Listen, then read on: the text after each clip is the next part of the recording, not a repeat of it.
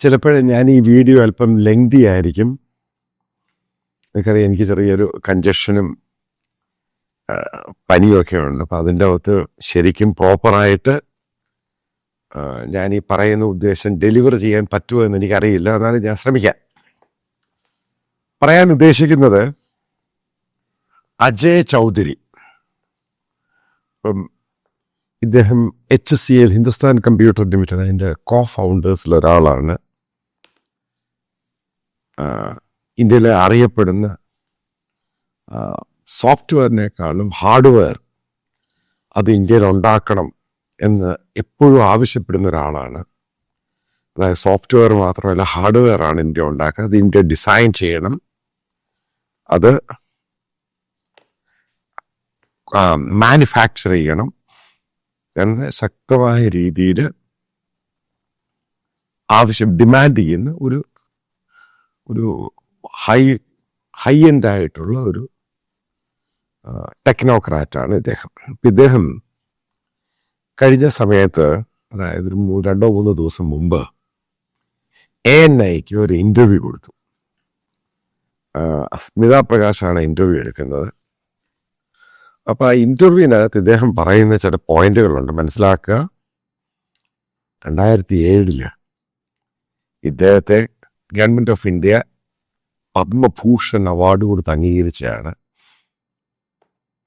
ഇപ്പോഴത്തെ കറണ്ട് മോദി ഗവൺമെൻറ്റിൻ്റെ പല പോളിസി ഡിസിഷൻ്റെയും, അതായത് സ്റ്റാർട്ടപ്പുകൾക്ക് ഇത്ര കൊടുക്കണം, അതിൻ്റെയൊക്കെ പ്രധാന സൂത്രധാരൻ അഡ്വൈസർ കൂടിയാണ് ഈ പറയുന്ന അജയ് ചൗധരി. അദ്ദേഹത്തിൻ്റെ ഈ പ്രായത്തിലും ഗവൺമെൻറ് ഓഫ് ഇന്ത്യയുടെ സെമി കണ്ടക്ടർ ഉൾപ്പെടെയുള്ള പല പ്രോജക്ട്സിൻ്റെയും ചീഫ് അഡ്വൈസർ കൂടിയാണ്. മോദി ഗവൺമെൻറ്റുമായിട്ട് ഏറ്റവും നല്ല ബന്ധമുള്ള ഒരാൾ. ആ ഇൻ്റർവ്യൂവിന് ശേഷമാണ് ഞാൻ ഈ ബുക്ക്, അതായത് ജസ്റ്റ് ആസ്പയർ എന്ന് പറയുന്ന ഈ ബുക്ക് ഞാൻ വായിക്കുകയും മനസ്സിലാക്കുകയും ചെയ്തു കഴിഞ്ഞപ്പോഴാണ് ചില കാര്യങ്ങൾ നിങ്ങളെ വീഡിയോ രൂപത്തിലാക്കി തരാൻ ഉദ്ദേശിക്കുന്നത്. ഞാൻ ഈ വീഡിയോയുടെ താഴെ ലിങ്കിൽ ANIക്ക് കൊടുത്ത ഇൻ്റർവ്യൂവിൻ്റെ ലിങ്കും കൂടി ഇടുന്നതാണ്. നിങ്ങൾ അതും കൂടെ കാണണം. അതേപോലെ ഇദ്ദേഹം എഴുതിയ ബുക്ക്, അതായത് 2 വർഷം മുമ്പാണ്, 2024 ഇത് പബ്ലിഷ് ചെയ്യുന്നത്. അതും നിങ്ങൾ വായിക്കണം. വായിച്ചു കഴിയുമ്പോഴേ ഞാൻ ഈ പറയുന്നതിൻ്റെ സീരിയസ്നെസ് എന്താണെന്ന് നിങ്ങൾക്ക് പിടികിട്ടും. അദ്ദേഹം പറയുന്നത് 2-3 വർഷം മുമ്പ് ഇന്ത്യൻ പ്രധാനമന്ത്രി ആവശ്യപ്പെടുകയാണ് ഇന്ത്യയിലുള്ള എല്ലാ സെൻട്രൽ ഗവൺമെൻറ് ഓഫീസിലും 3 വർഷം മുമ്പല്ല, കുറച്ച് വർഷം മുമ്പ് അദ്ദേഹം ആദ്യം അധികാരത്തിൽ ഏറ്റെടുക്കും. അതായത് 2014 ഏറ്റെടുക്കുമ്പോൾ അദ്ദേഹം ആവശ്യപ്പെടുകയാണ് ഇന്ത്യ ഗവൺമെൻറ്റിൻ്റെ എല്ലാ ഓഫീസുകളിലും, അതായത് നമ്മൾ രാവിലെ പഞ്ചിങ് മെഷീൻ വേണം, അത് നിർബന്ധമാക്കാൻ അദ്ദേഹം ആവശ്യപ്പെട്ടു. നിങ്ങൾക്കറിയാം, ഇന്ത്യയിലൊന്നും പഞ്ചിങ് മെഷീൻ ഇന്നും ഉണ്ടാക്കുന്നില്ല, അന്നും ഉണ്ടാക്കുന്നില്ല. ഇതെല്ലാം ചൈനയിൽ നിന്ന് വരുന്നതാണ്. അത് നമ്മുടെ രീതിയിലാക്കിയിട്ട് ഓരോ ഓഫീസുകളിൽ വെക്കുന്നത് മാത്രമേ ഉള്ളൂ. നിങ്ങൾക്കറിയാം, CCTV ഇപ്പം ഇന്ത്യയിൽ എല്ലായിടത്തും ഉണ്ട്. CCTV അപ്പോൾ CCTV പോലും ചൈനയുടെയാണ്. അതിവിടെ വരുന്നു, ആൾ ഇൻസ്റ്റാൾ ചെയ്യുന്നു. അപ്പോൾ ഇതിനകത്തൊക്കെ ചിപ്പുകളുണ്ട്. അതേപോലെ തന്നെ നമ്മുടെ ഓഫീസുകളിലും വീടുകളിലും ഗവൺമെൻറ് ഓഫീസിലൊക്കെ മേടിക്കുന്ന കമ്പ്യൂട്ടർ, അതിൻ്റെ കംപ്ലീറ്റ് സെറ്റുണ്ട്. നിങ്ങൾക്കറിയാം, ഇത് ലാപ്ടോപ്പ് ആണെങ്കിലും കമ്പ്യൂട്ടർ ആണെങ്കിലും ഇതെല്ലാം ഇൻ്റർനെറ്റുമായിട്ട് കണക്റ്റഡ്. ആ മൈക്ക് ഓഫ് ആക്കുവാണെങ്കിൽ ഇൻ്റർനെറ്റുമായിട്ട് കണക്റ്റഡ് ആണെങ്കിൽ ഇത് എവിടെ പോകണം, ആർക്കിത് വേണോ ആ സാധനം അവർക്കത് കിട്ടിയിരിക്കും. ഇതൊക്കെയാണ് ഈ ബുക്കിൽ പറയുന്നത്. നിങ്ങളിത് അതുകൊണ്ടാണ് പറഞ്ഞ ചില ടെക്നിക്കൽ ഡീറ്റെയിൽ.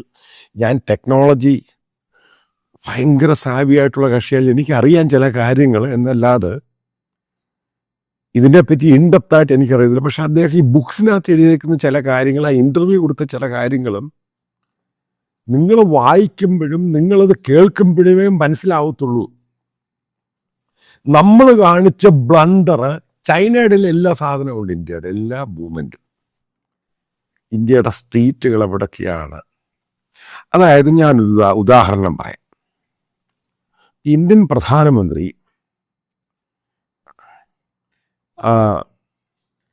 ഇന്ത്യയുടെ സൈനിക മേധാവികളുമായിട്ട് ഡിസ്കഷൻ നടത്തുന്നു. War room meeting, emergency meeting എന്നൊക്കെ പറയുന്നത് വളരെ കോൺഫിഡൻഷ്യൽ ആയിട്ടുള്ള മീറ്റിംഗ് ഒക്കെ നടത്തുന്നത്. ഈ മീറ്റിംഗ് നടക്കുമ്പോൾ നിങ്ങൾ മനസ്സിലാക്കേണ്ടത് അത് ടൈപ്പ് ചെയ്യാനൊക്കെ ആയിട്ട് അപ്പുറത്തായിട്ടൊരു അസിസ്റ്റൻ്റ് ഉണ്ട്. അത് കമ്പ്യൂട്ടർ സിസ്റ്റം ഓൺ ചെയ്തിരിക്കുമായിരിക്കും, അല്ലെങ്കിൽ അവിടെ ഒരു CCTV ക്യാമറ കാണും. അപ്പം ഇതിൻ്റെയൊക്കെ ചിപ്പ് ആരുടെയില്ല, ആരാ ഉണ്ടാക്കിയത്, മുഴുവനും പോകുന്ന സാധനമാണ് ചൈനയിലോട്ടാവുക.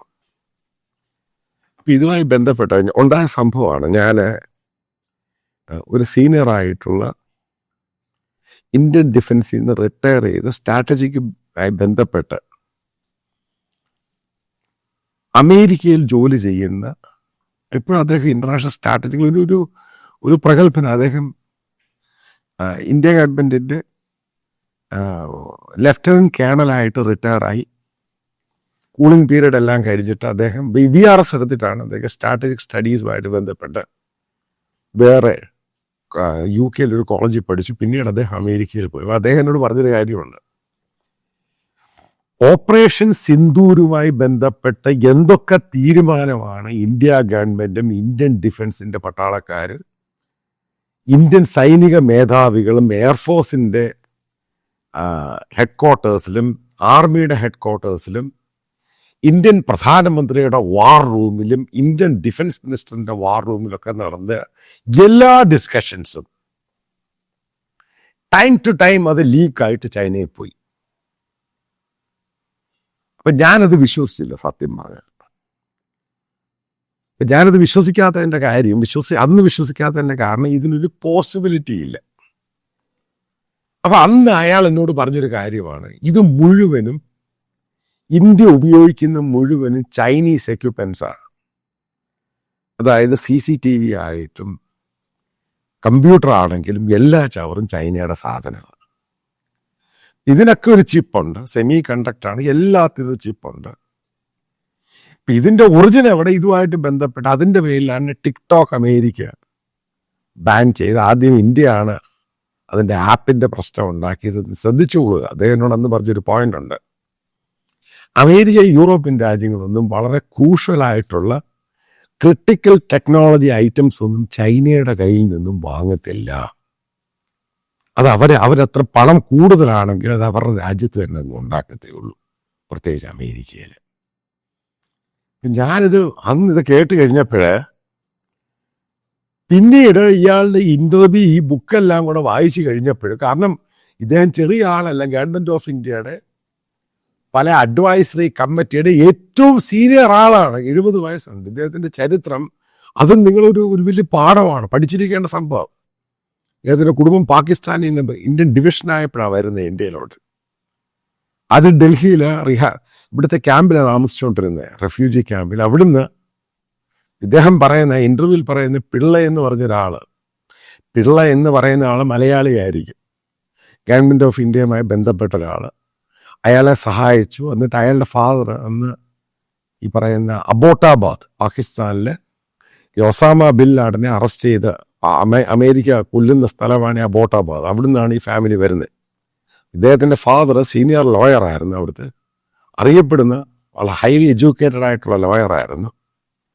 അപ്പം അയാൾ പിന്നെ കുടുംബമായിട്ട് വന്നു. എന്നിട്ട് മൗണ്ട് അബുവിൽ, ഈ പിള്ള എന്ന് പറഞ്ഞ മലയാളി മുഖാന്തരം മൗണ്ട് അബുവിൽ താമസം മാറിയിട്ട് മറ്റുള്ള പല ജോലിയെല്ലാം കിട്ടി.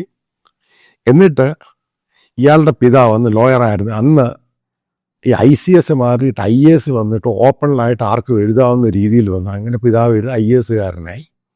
ഇയാൾ എന്നിട്ട് ജബൽപൂരിൽ, ഈ അജയ് ചൗധരി ജബൽപൂരിലാണ് എഞ്ചിനീയറിംഗ് കോളേജിൽ പഠി, പിന്നെ മധ്യപ്രദേശിലോട്ടങ്ങ് മാറി. അപ്പം ആ ചരിത്രവുമായി ബന്ധപ്പെട്ട് ഇന്ത്യ മോദിയുടെ 100% ഫാനാണ്. ഞാൻ പറയുന്നു, ഞാൻ ഇന്നും മോദിയുടെ ഫാനാണ്. പക്ഷെ ക്രിട്ടിസൈസ് ചെയ്യും. ഓപ്പറേഷൻ സിന്ദൂർ ഞാൻ ക്രിട്ടിസൈസ് ചെയ്തു, ഇന്നും ക്രിട്ടിസൈസ് ചെയ്യും. ഈ മനുഷ്യർ അത് ക്രിട്ടിസൈസാണ് ചെയ്തിരിക്കുന്നത്. ഈ പുല്ലെല്ലാം ചൈനയെ പോവുക. അതുകൊണ്ടാണ് പാകിസ്ഥാന് പല കാര്യത്തിലും അഡ്വാൻറ്റേജ്. എനിക്കറിയാവുന്ന പല സംഭവങ്ങൾ ഉണ്ടായിട്ടുണ്ട് ഓപ്പറേഷൻ സിന്ദൂറിൽ. പക്ഷെ എനിക്കത് പുറത്ത് പറയാൻ പറ്റത്തില്ല, ഞാൻ പറയണമെന്ന് താല്പര്യവുമില്ല. സ്ട്രാറ്റജിക്കായിട്ട് പല മിസ്റ്റേക്സ് ഉണ്ടായിട്ടുണ്ട്. കാരണം ഈ ഡീറ്റെയിൽസും ഡേറ്റ മുഴുവൻ അങ്ങോട്ട് പോവുക. ഇതിന്റെ കാര്യത്തെ ഇത് പറഞ്ഞു കഴിയുമ്പോൾ നിങ്ങൾ ഉദ്ദേശിക്കുന്നുണ്ടോ ഇദ്ദേഹം ഈ പറഞ്ഞ ഈ പുസ്തകം ആൾക്കാർ വലുതായിട്ട് വായിച്ചു കാണത്തില്ല. ഈ ഇന്റർവ്യൂവിന് ശേഷമാണ് ആൾക്കാർ ഈ ബുക്ക് വായിക്കുന്നത്. ടെക്നോളജി എന്തുവാണെന്ന് പറഞ്ഞു കൊടുക്കുവാണ് ഇയാൾ പറയുന്നത്. ഈ ഫോൺ ഇവിടെ ഇത്രയും ഉണ്ടാക്കി എന്ന് പറയുന്നു, ഐഫോൺ ഉണ്ടാക്കി, ചൈനീസ് മറ്റേ സാംസങ് ഉണ്ടാക്കി, ഇത്രയും നമ്മൾ എക്സ്പോർട്ട് ചെയ്യുന്നു. ഇയാൾ പറയും ചുമ്മാതെ ഇത് മുഴുവൻ കിറ്റ് കൊണ്ടുവന്ന് അസംബിൾ ചെയ്യുന്നു. സ്ക്രൂ ഡ്രൈവർ ഇത് തന്നെയല്ലേ പ്രിയപ്പെട്ട സുഹൃത്തെ, ഞാൻ വളരെ പല വീഡിയോകളിൽ പറയുന്നു നമുക്കിവിടെ സ്ക്രൂ ഡ്രൈവർ ടെക്നോളജി ഉള്ളു. ഞാനിവിടെ ഡൽഹിക്കടുത്ത് നോയിഡയിലുള്ള ഈ ഫോൺ ഉണ്ടാക്കുന്ന ഫാക്ടറികൾ പോയി ഞാൻ കണ്ടു. A-to-Z ചൈനയുടെ സാധ്യത. ഇവിടെ നിന്ന് മുറുക്കുന്നു വിടുന്നു, കാരണം ടാക്സ് വെട്ടിയതും തട്ടിയതും പരിപാടിയൊക്കെ ഉണ്ട്. ഇതുണ്ടാക്കുന്നവർക്കാണ് പ്രൊഡക്ഷൻ ഇൻസെൻറ്റീവ് എന്നും പറഞ്ഞുകൊണ്ട് വലിയൊരു ഹ്യൂജ് എമൗണ്ട് കിട്ടും. അതായത് ഈ പറയുന്ന സാധനം നമ്മളിപ്പോൾ ഏറ്റവും കൂടുതൽ എക്സ്പോർട്ട് ചെയ്യുന്നെന്ന് ഇന്ത്യയുടെ ടെക്നോളജി മന്ത്രി അശ്വിനി വൈഷ്ണവ് പറയുന്നു. അന്നും ഞാൻ പറഞ്ഞത് തട്ടിപ്പാണ്. നമ്മൾ ഏറ്റവും കൂടുതൽ ഇലക്ട്രോണിക്സ് എക്സ്പോർട്ട് ചെയ്യുന്നു എന്ന് പറയുന്നത് കറക്റ്റാണ്. അതിവിടെ വരുന്നു, ഇത് ഫിറ്റ് ചെയ്യുന്നു. ചൈനയിൽ ഇത് ഫിറ്റ് ചെയ്യാൻ വേണ്ടി അവിടെ ഇത് ചാർജ് കൂടുതലാണ്, ഇന്ത്യയിൽ ചാർജ് കുറവാണ്. പഴയ ചൈനയല്ലേ, ഇപ്പം അവിടെ പലതിനും ചാർജ് കൂടുതലാണ്, എംപ്ലോയ്മെൻറ്റും സാലറിയും കൂടുതലാണ്. അതേപോലെ A-to-Z കാര്യങ്ങൾ, ഇതിൻ്റെ മുഴുവൻ ഒറിജിൻ എവിടെയാണ്? ചൈനയാണ്. പക്ഷെ അവർക്ക് ചൈനയ്ക്ക് അമേരിക്ക പേടി, ഇന്ത്യ പേടിയൊന്നുമില്ല. ഇന്ത്യയുടെ A-to-Z കാര്യങ്ങൾ ഈ സാധനങ്ങൾ പോയിക്കൊണ്ടിരിക്കുക. ഇതിനെപ്പറ്റി 2-3 വർഷം മുമ്പ് ഗവൺമെൻറ് ഓഫ് ഇന്ത്യ ഒരു എൻക്വയറി വെച്ചു, ഇൻവെസ്റ്റിഗേഷൻ വെച്ചു. അതായത് ഇന്ത്യയുടെ ഇൻ്റലിജൻസ് ഓഫീഷ്യൽസ് കറക്റ്റ് റിപ്പോർട്ട് കൊടുത്ത് എല്ലാ പുല്ലും ഇവിടുന്ന് അങ്ങ് പോവുകയാണ്. ഇതൊന്നും കൺട്രോൾ ചെയ്യാൻ പറ്റിയിട്ടില്ല. അതായത് ഇന്ത്യൻ പ്രധാനമന്ത്രി എവിടെ ഇരിക്കുന്നു, ഏത് സമയത്താണ് ടോയ്ലറ്റിൽ പോകുന്നത്, ഏത് സമയത്താണ് ആൾക്കാരോട് സംസാരിക്കുന്നത്, ഇതൊക്കെ ചൈനയിൽ മോണിറ്റർ ചെയ്യുകയാണ്. ഇതാണ് അദ്ദേഹം ഈ ബുക്കിൽ കൂടെ പറയുന്നത്. അതായത് നമ്മൾ A-to-Z ചൈനയിലോട്ട് അങ്ങ് ഷിഫ്റ്റ് ചെയ്തു. ഇതിൻ്റെ സംഭവമാണ് നമ്മൾക്ക് ഉണ്ടായേക്കുന്ന ഏറ്റവും വലിയ പ്രശ്നം. ഇതെല്ലാം കൂടെ വെച്ചോണ്ട് ഓപ്പറേഷൻ സിന്ദൂരി നമ്മൾ ഉണ്ടാക്കിയെന്ന് പറയുമ്പോൾ കോമൺ സെൻസ് ഉള്ളവൻ വിശ്വസിക്കത്തില്ല. കാരണം ഇത് തെറ്റാണെന്നറിയാം. കാരണം ഡിജിറ്റൽ ലോകമാണ്. അല്ലെങ്കിൽ പ്രിസൈസ് ആയിട്ട് പല കാര്യങ്ങളും ഇദ്ദേഹത്തിൻ്റെ ബുക്ക്, അതുകൊണ്ടാണ് വീണ്ടും ആവർത്തിക്കുന്നു, ഈ അജയ് ചൗധരി എഴുതിയ ബുക്ക് നിങ്ങൾ വായിക്കണം, ആ ഇൻ്റർവ്യൂ നിങ്ങൾ കേൾക്കണം. എന്നാൽ മാത്രമേ നിങ്ങൾക്ക് മനസ്സിലാവത്തുള്ളൂ ഇന്ത്യ എന്ന് പറഞ്ഞ മഹാരാജ്യം, ഈ രാജ്യത്ത് വരുന്ന ഏകദേശം 90% സാധനങ്ങൾ ചൈനയുടെയാണ്. അത് ചൈനയ്ക്കും വ്യക്തമായിട്ടറിയാം ആര് ഉപയോഗിക്കുന്നു, ആരുപയോഗിക്കുന്നില്ല, എവിടെ ഉപയോഗിക്കുന്നു, എന്തിനുപയോഗിക്കുന്നു, എന്തിനു വേണ്ടി ഉപയോഗിക്കുന്നു. അതായത് മനസ്സിലാക്കുക, നമ്മളിപ്പം സെക്യൂരിറ്റി ആവശ്യത്തിന് വേണ്ടി ബോംബ് ഉണ്ടാക്കിയാലും അതേപോലെ തന്നെ നമ്മുടെ എയർക്രാഫ്റ്റ്, ഫൈറ്റർ എയർക്രാഫ്റ്റുകൾ, അവിടെയൊക്കെ നിങ്ങൾക്കറിയാം ഇതുമായി ബന്ധപ്പെട്ട എല്ലായിടത്തും CCTV ഉണ്ട്. ഇതൊന്നും നമ്മൾ ഉണ്ടാക്കിയിട്ടില്ല ഇന്ത്യയിൽ ഇന്ന് വരെ. ആലോചിച്ച് നോക്കണം. അതായത് നമ്മുടെ എയർക്രാഫ്റ്റുകളുടെ, അതായത് നമ്മുടെ ഫൈറ്റർ എയർക്രാഫ്റ്റുകളുടെ മൂവ്മെൻറ്റ്, അതിന് CCTV ഉണ്ട്, അതിൻ്റെ അടുത്ത് കമ്പ്യൂട്ടറുണ്ട്. അപ്പം ഈ മൂവ്മെൻറ്റുകളെല്ലാം ഇവർക്കറിയാം.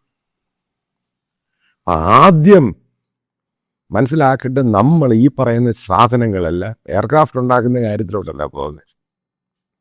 പെട്ടെന്ന് ഇവിടെ ചാടിക്കയറി മിസൈൽ ഉണ്ടാക്കാന്ന് പറയുന്ന ചാണക ബോധമില്ലാത്ത സംഖ്യകൾ പറയുന്നില്ല. നമ്മൾ സെൻസിബിളായിട്ട് ആലോചിക്കണം.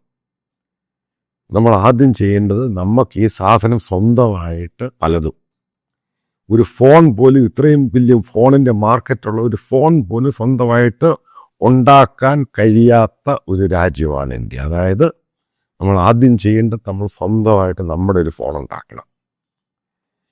അതുമായിട്ട് ബന്ധപ്പെട്ട കുറച്ച് മരമാക്രികൾ സോഹോയുടെ കാര്യം പറഞ്ഞു വന്നു. ഞാൻ ഒരു കാര്യം പറയാം. സോഹോ എന്ന് പറയുന്ന മൈക്രോസോഫ്റ്റിൻ്റെ കാര്യം ചലഞ്ച് ചെയ്യുന്നൊക്കെ പറഞ്ഞൊക്കെ സത്യമാണ്. ഒരു കാര്യം തീർത്തും പറയാം, ഈ സോഹോയുടെ സെർവർ അമേരിക്കയിൽ വെച്ചില്ല എങ്കിൽ ശ്രീധർ വെമ്പു അല്ല, അതിൻ്റെ ഒരു ഫൗണ്ടറായിട്ടൊക്കെ ടോണി തോമസ് ഉണ്ട്. ഞാൻ കൃത്യമായിട്ട് പറഞ്ഞ സോഹോ 1 വർഷത്തേക്ക് കൊടുത്തില്ലേ. വളരാനൊക്കെ സമ്മതിക്കും. 1-2 വർഷം കഴിയുമ്പം അമേരിക്ക ഒരു സാക്ഷൻ അങ്ങ് ഏർപ്പെടുത്തും. എന്നിട്ട് പറയും ടിക്ടോക്കിൻ്റെ ഒന്നില്ല അമേരിക്കൻ കമ്പനിക്ക് വിറ്റോ, അല്ലെങ്കിൽ നീ പോയിക്കോളാൻ പറയും. ഇവിടെയാണ് സസ്റ്റൈനബിലിറ്റി എന്ന് പറയുന്ന സംഭവമുണ്ട്. നമ്മൾ പിടിച്ചു നിൽക്കണം. അതായത് ഗവൺമെന്റ് ഫണ്ട് ചെയ്യണം. ഞാൻ പറയാൻ പോകുന്ന ഇതാണ്, നഷ്ടമാണെന്നും പറഞ്ഞ് പുറകോട്ട് പോരുത്. സോഹയും പോലെ ചിലപ്പോൾ നാളെ അടച്ചു പോകാം. ഇത്രയേ ഉള്ളൂ. ഇതാണ് ഞാൻ പറയുന്നത്. ഈ നരേന്ദ്രമോദി പറയുന്ന പോസ്റ്റർ, ഇവിടുത്തെ ഇന്ത്യയിലെ സംഘപരിവാർ പറയുന്ന യഥാർത്ഥ പോസ്റ്ററും സത്യം, യാഥാർത്ഥ്യം നിങ്ങൾ മനസ്സിലാക്കണം. നമുക്ക് സമയമെടുക്കും. ഈ തള്ള് കൂടുതലും മാറ്റി വെച്ചിട്ട് കാര്യങ്ങളുടെ രീതിയിലോട്ട് പോകണം. ബേസിക്കായിട്ട് നമ്മുടെ എഡ്യൂക്കേഷന് വരുത്തേണ്ട പ്രധാനപ്പെട്ട മാറ്റങ്ങളുണ്ട്. അതും അദ്ദേഹം ഈ പുസ്തകത്തിൽ പറയുന്നുണ്ട്. തിയറി മാത്രമല്ല, എല്ലാ ഇൻസ്റ്റിറ്റ്യൂഷനിലും മാനുഫാക്ചറിങ്, അതായത് ഡിസൈൻ ചെയ്ത് മാനുഫാക്ചർ ചെയ്യണം. എന്നാൽ മാത്രമേ നമുക്ക് മാറാൻ സാധിക്കുകയുള്ളൂ. അല്ല അതിനിടയ്ക്കുള്ള സംസ്കൃതം, അതിനിടയ്ക്ക് RSSന്റെ സാധനമല്ല പഠിപ്പിക്കേണ്ടത്. സയന്റിഫിക് ടെമ്പറിൽ തന്നെയാണ് ഇന്ത്യ എന്ന് പറഞ്ഞ രാജ്യം മുന്നോട്ട് പോകേണ്ടത്. അവിടെയാണ് ചൈന നമുക്ക് തന്നിരിക്കുന്ന ഏറ്റവും വലിയ അടിയും താക്കീതും.